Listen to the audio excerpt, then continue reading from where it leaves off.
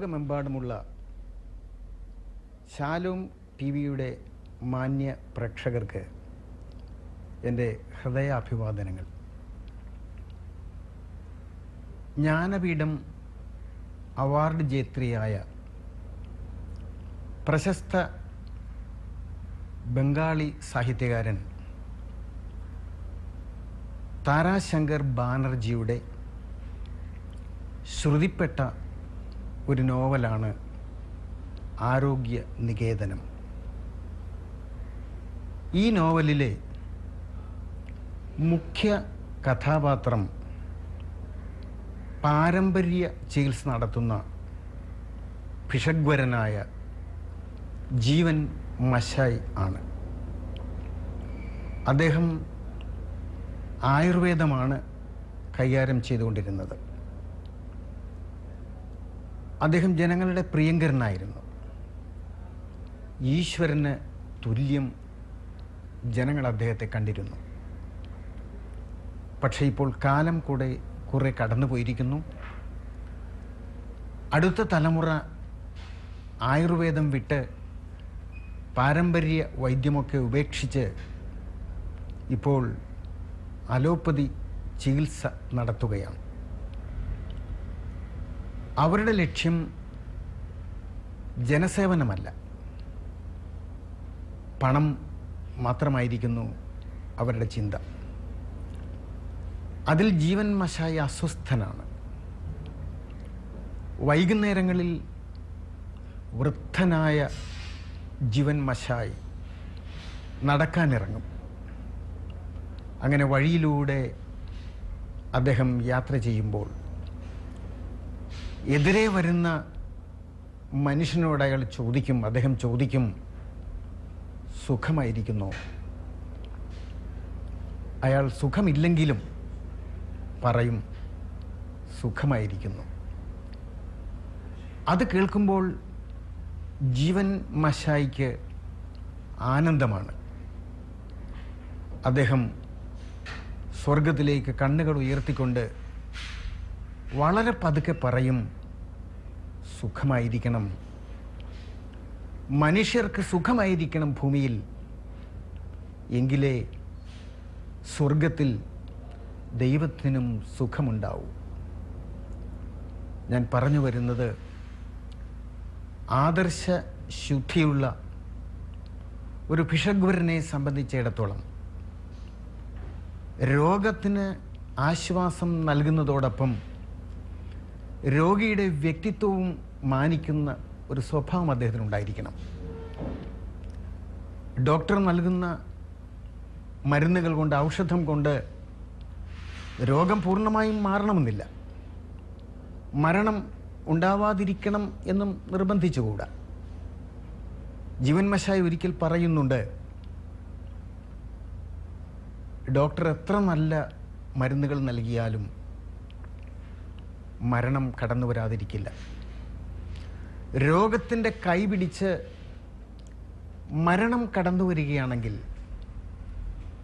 വൈദ്യൻ നിസ്സഹായനാകും.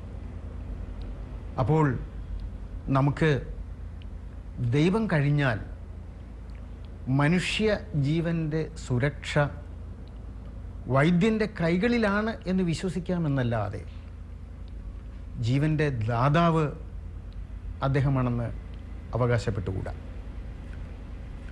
പക്ഷേ മരണത്തിൽ നിന്ന് മോചനം നൽകാൻ ഒരുപക്ഷെ ഒരു ഡോക്ടർക്ക് കഴിഞ്ഞില്ലെങ്കിലും മനസ്സിന് സൗഖ്യം നൽകാൻ, ശരീരത്തിന് സൗഖ്യം നൽകാൻ കഴിഞ്ഞില്ലെങ്കിൽ തന്നെ മനസ്സിന് സൗഖ്യം നൽകാൻ ഒരു നല്ല ഡോക്ടർക്ക് കഴിയും. അങ്ങനെയുള്ള ഡോക്ടർമാരെ നമ്മൾ വിളിക്കുന്നത് ഹൃദയത്തിൽ ദൈവത്തിൻ്റെ കയ്യൊപ്പുമായി കടന്നു വന്ന ഭിഷഗ്വരന്മാരെന്നാണ്. എല്ലാ മേഖലകളിലും ഇങ്ങനെ ദൈവത്തിൻ്റെ കയ്യൊപ്പുമായി കടന്നു വരുന്ന ആളുകളുണ്ട്. കലാകാരന്മാരുണ്ട്, സാഹിത്യകാരന്മാരുണ്ട്, ശില്പികളുണ്ട്, അങ്ങനെ പല മേഖലകളിലുമുണ്ട്. വൈദ്യശാസ്ത്രത്തിലുമുണ്ട്. അങ്ങനെ ഹൃദയത്തിൽ ദൈവത്തിൻ്റെ കയ്യൊപ്പുമായി നമ്മുടെ സമൂഹത്തിൽ നിന്ന് ജീവിക്കുന്ന ഒരു ഭിഷഗ്വരനാണ് ഡോക്ടർ ജോർജ് തയ്യിൽ. അദ്ദേഹം ഇപ്പോൾ എറണാകുളത്ത് ലൂർദ് ഹോസ്പിറ്റലിൽ ഹൃദ്രോഗ ചികിത്സാ വിഭാഗത്തിൻ്റെ മേധാവിയായി സേവനം ചെയ്യുകയാണ്. അദ്ദേഹം എഴുതിയ 2-3 പുസ്തകങ്ങളുണ്ട് ഹൃദ്രോഗവുമായി ബന്ധപ്പെട്ട വിഷയങ്ങൾ കൈകാര്യം ചെയ്യുന്ന പുസ്തകങ്ങൾ.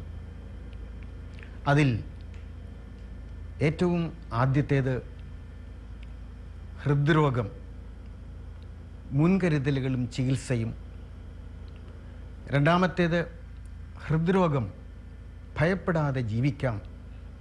ഇങ്ങനെയൊക്കെയാണ് അദ്ദേഹത്തിൻ്റെ ആദ്യ പുസ്തകങ്ങളുടെ പേരുകൾ. എന്നാൽ ഏറ്റവും പുതിയ ഒരു പുസ്തകം, അതിൻ്റെ പേര് സ്ത്രീകളും ഹൃദ്രോഗവും എന്നതാണ്. ആ സ്ത്രീകളും ഹൃദ്രോഗവും എന്ന ഡോക്ടർ ജോർജ് തയ്യിലിൻ്റെ പുസ്തകത്തെ ആധാരമാക്കിയാണ് നമുക്ക് ചില ചിന്തകൾ പങ്കുവയ്ക്കാനുള്ളത്. ഡോക്ടറുടെ വളരെ ശ്രദ്ധേയമായ കൃതി എന്ന നിലയിൽ ഈ പുസ്തകമാണ് ആദ്യം പരിഗണനയ്ക്ക് വരുന്നത് എന്ന് വിശ്വസിക്കുന്നവരുണ്ട്.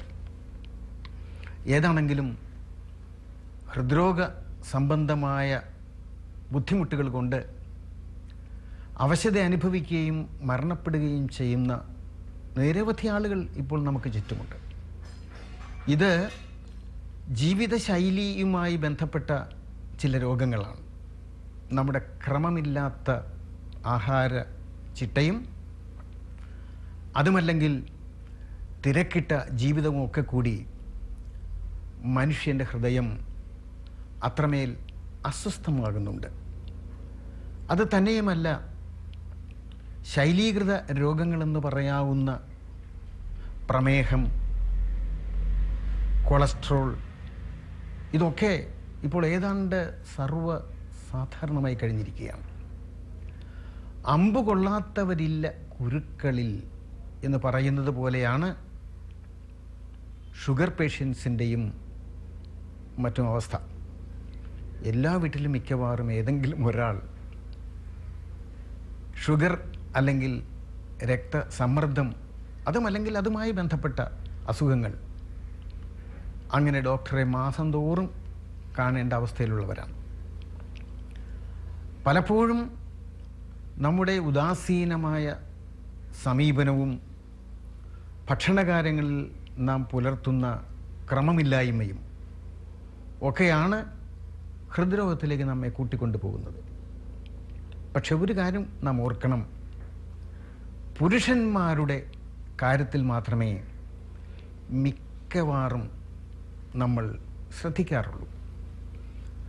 അവർക്ക് രോഗത്തെക്കുറിച്ച്, രോഗകാരണങ്ങളെക്കുറിച്ച് കുറെ കൂടി ബോധമുണ്ടെന്ന് തോന്നുന്നു. എന്തെങ്കിലും അസുഖത്തിൻ്റെ ലക്ഷണങ്ങൾ കണ്ടാൽ അവർ ഉടൻ തന്നെ ഡോക്ടറുമായി ബന്ധപ്പെടും, ഔഷധങ്ങൾ സ്വീകരിക്കും, എല്ലാ ടെസ്റ്റും നടത്തി എന്നും വരാം. എന്നാൽ വീടുകളിൽ അകത്തളങ്ങളിൽ കഴിയാൻ വിധിക്കപ്പെട്ട വീട്ടമ്മമാരും മറ്റു സ്ത്രീകളും അവർ അസുഖങ്ങളെക്കുറിച്ച് അധികം അങ്ങനെ പരാതിപ്പെടാറില്ല.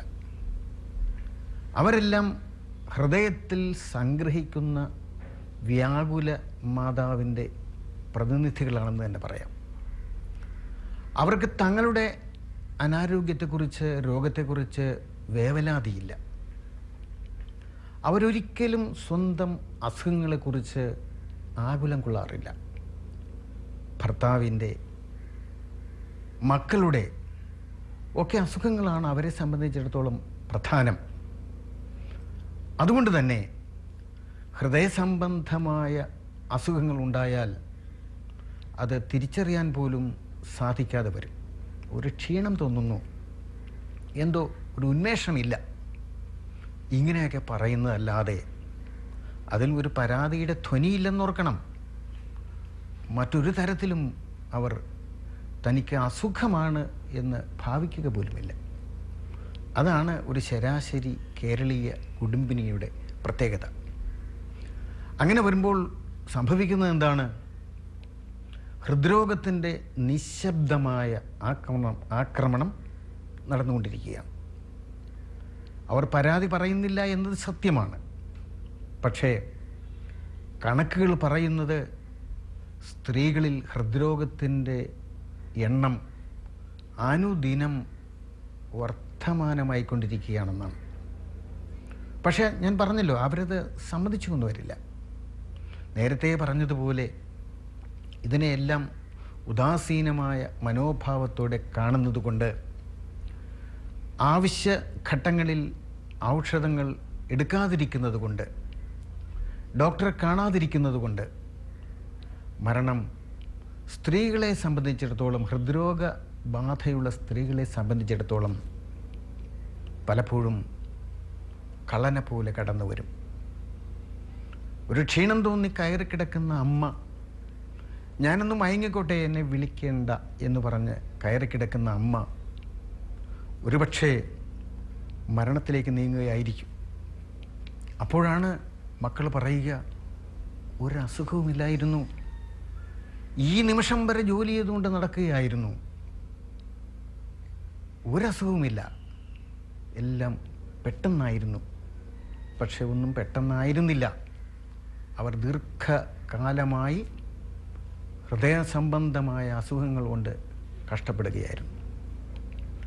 നമുക്കറിയാം, ഒരു വീട്ടമ്മ, ഒരമ്മ വീട്ടിൽ ചെയ്യുന്ന ജോലികൾക്ക് ഒരു കണക്കുമില്ല. അതിനെക്കുറിച്ച് നാം ആരും അസ്വസ്ഥരാകാറുമില്ല.